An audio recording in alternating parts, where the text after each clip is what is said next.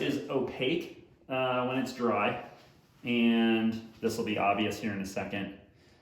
You want to kind of like dunk it in there as opposed to try to like spread it over it. So you'll just put it in your cup, kind of saturate it. You can kind of squeeze it in your hand.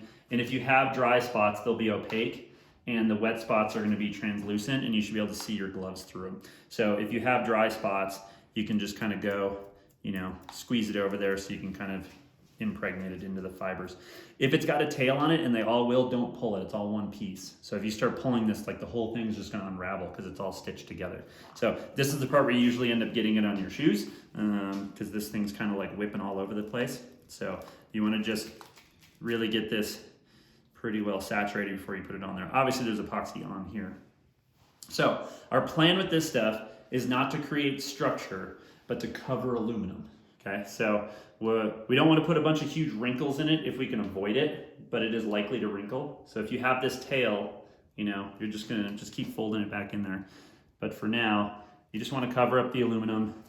You can connect it to the tube. So I mean, technically speaking, like, you know, these pieces are now, the bottom bracket is, you know, technically connected to the down tube because I went underneath it. You're gonna get 2 pieces for each joint that we do.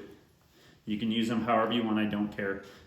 You just want to try to cover up some of the aluminum and make some kind of connection to one of the other poles so that in the event that you have the first bike that somehow catastrophically fails, technically it would be attached to the aluminum still.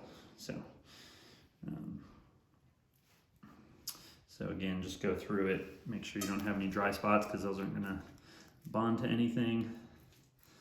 And at this point, you can see how wet my gloves are. Like, I'm not trying to be super neat and tidy. Like, I want everything to be pretty wet so that everything kind of glides off of my gloves.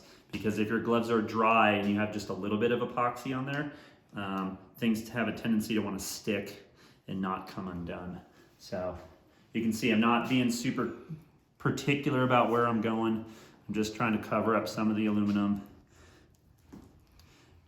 And you can see, like, you know, there's some bumps and some lumps in there, but you're gonna see it's all gonna get packed down in a second. So that's step 1, okay? So we're just gonna cover it with that. Step 2 is carbon fiber.